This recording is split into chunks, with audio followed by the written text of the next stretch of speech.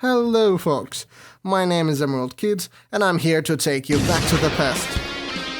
Well, not like that, I mean. You might have remembered simpler times when there were no taxes, no jobs. Yeah, I'm talking about your childhood.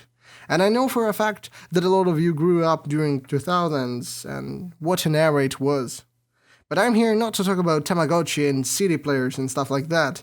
I'm here to talk about underrated gem that for a long time was buried in dreams. Dreamcast.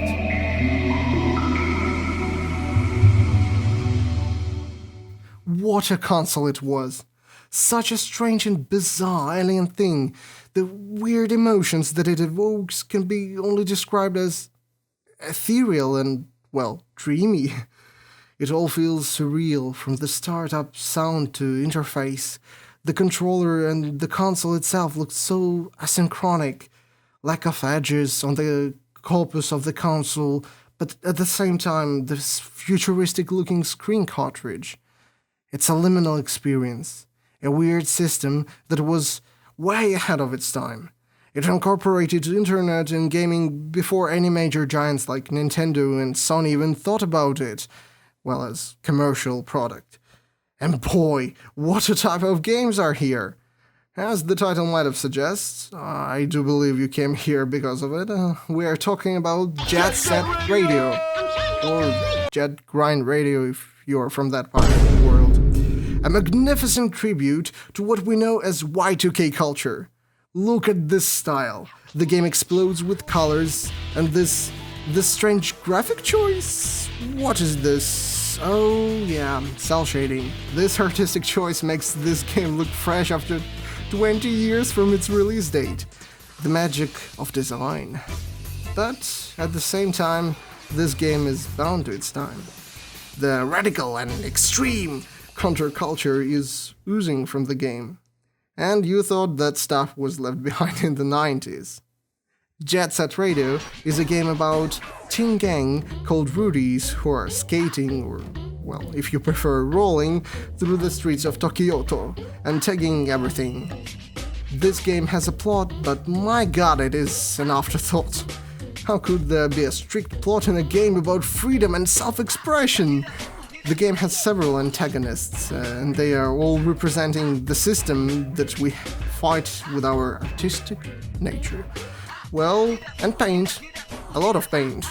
We have police officer and corporate Mongol chasing after us, and we have to establish our dominance as leaders of Tokyo to prove ourselves to other gangs that surround us in high-speed action battles and taking their bag?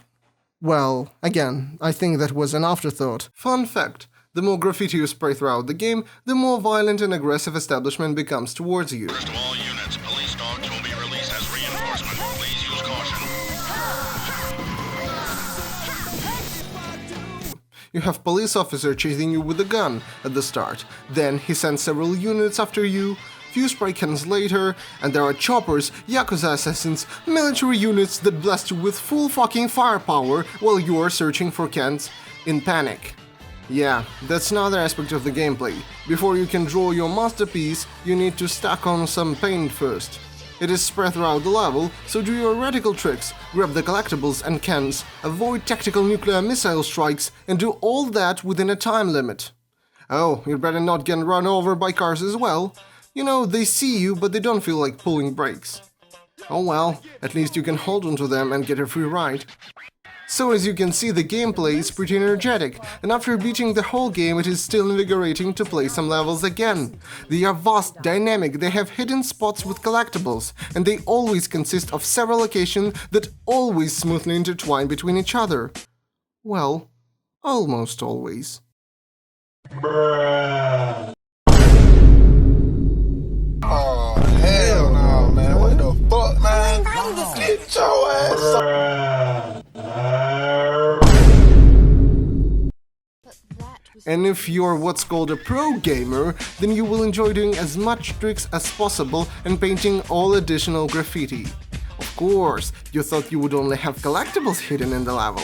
Hell no, bruh. If you have a style, here, paint extra stuff that is not necessary to beat the level, but is necessary to crank up your score. But score is not important. Genuine moment. I don't think that anybody ever used a score system in a dick measuring competition since the arcades or like the 90s, 80s. The most important thing is the rank. It's the rank that you will receive in the end of the level. And here we have some real prizes for real pro gamers. Because if you beat certain levels with certain ranks, you can unlock hidden characters and they have better stats than other characters. Real reward here, guys. It gives you more bragging rights than just saying, "Oh, my score is bigger than yours." Just imagine going to school and be like, "I've unlocked this super secret hidden character while you didn't." Now, I also have to say that there are two types of levels. Of course, there are also challenges if you would want to count that, but that's not important. I've mentioned the first type, where you run the city and paint over already existing graffiti. But this also leads to some gang action. Despite it sounding very cool, in reality it's just a game of tag, where you literally have to tag your opponent's back with paint. Yeah, A for effort. Also, despite being in a gang, you are one against the enemy gang. So gee, thank you for help, my fellow teammates. Alright, I've talked about gameplay, now let's switch to the plot and characters. I've mentioned the term rudies. In Jet Set Radio it refers to juvenile delinquents roaming streets, one of which is Beat, who alongside Gum and Tab, or Horn in some versions, creates the gang that we play as, the GGs. Actually, we can see how the gang formed by playing the tutorial, and these three stand as the leaders of GGs. Beat, with his dramatic backstory of living home and wandering from gang to gang, charming Gum with her ability to paint, and Tab, who is often described as brains of the group. In the first chapter of the game, the main focus is to spread your authority by tagging over others' graffiti in different parts of Tokyo. The rival gangs occupy the corresponding part of the city. Love Shockers, these all-female jilted lovers, occupy Shibuya-cho, which is the shopping district. These levels are set in daytime. Noise Tanks, who are clearly mecha fans, reign supreme in Benton-cho, which is nightlife streets. And you've guessed it, these levels are set in nighttime with all the neon lights. Finally, the Poison Gem, who think that Kaiju is better than Gundam, are spraying over Kogane-cho, residential area with perpetual sunset. Though having a theme, all these are far more complex than I've presented them. Shopping district has sewage pipe and bus station as well. In Benton-cho district, you can grind railroad or go straight into the subway. And in Kogane-cho, you are free to enter people's houses as well as roam through junkyard.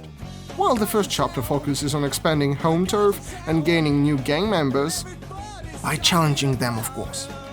We are mainly getting blasted by government, crazy Captain Onishima in particular. In the second chapter, we discover Cube and Combo from Grind City, a completely different location. They are asking GGs for the help, because they've lost their friend and are terrorized by Rokaku's group's own Yakuza-like gang, the Golden Rhinos. The entirety of second chapter consists of challenging them and hearing their story that is presented to us in playable flashback. We discover that the leader of this group, Goji Rokaku, is hunting something special, a disc that is rumored to summon demon. And after that we learn that each gang here in Tokyo has a piece of record. So off we go spraying bigger locations with new enemies. The ending is basically us fighting the Rokaku who placed the disc on top of his tower, and in the end, it's all hoax. I told you the plot was an afterthought! But yeah, this weirdness, in part, is what makes Jet Set Radio so unique and cool. Also, the ending seems to reference the Fight Club? Well, it seems like we are finished with this masterpiece. Hold on, we talked about Jet, we talked about Set, or Grind if you will, but what radio has to do with this game? Well, except for the parts of the plots. That's about the record. Oh, my fellow viewers, we are talking about soundtrack. It's perfect. I mean, it's literally divine. There are no adjectives to use when we talk about this ambrosial soundtrack produced by Hideki Naganuma. First of all, it fits the gameplay perfectly.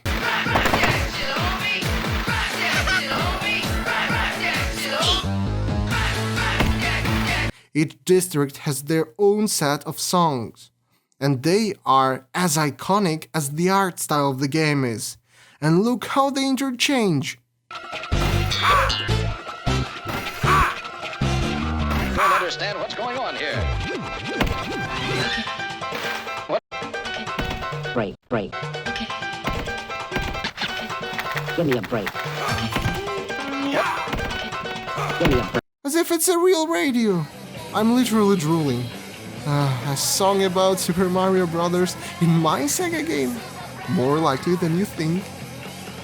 This musical nectar is played as if we are listening to radio while spraying City. Not just any radio. Jet Set Radio is a pirate station with its iconic host DJ Professor K, who not only mixes songs but also informs us about latest news and explains us, the gamers, the plot. You've heard some tracks partially throughout this video, so I think you'll understand how great it is. So please support the artist, even if it's 20 years later. Phew, what a game it is! I bet this is a giant franchise with dozens of games! Oh.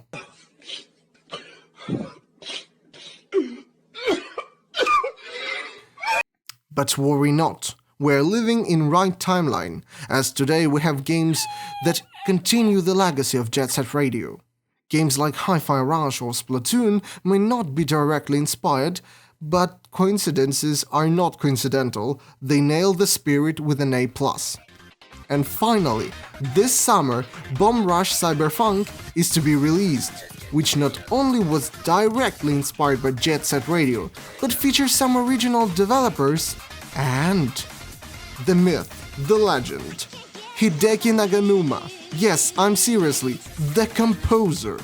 Yes, Sega neglected this game for so long that it just tore the fabric of reality and produced itself on its own.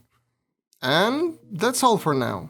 Thank you for watching this video and surviving through my voice. I would really appreciate likes, subscriptions, and turning on notifications. And if you share this with your friend or grandma, that would be cool. See you next time, hopefully.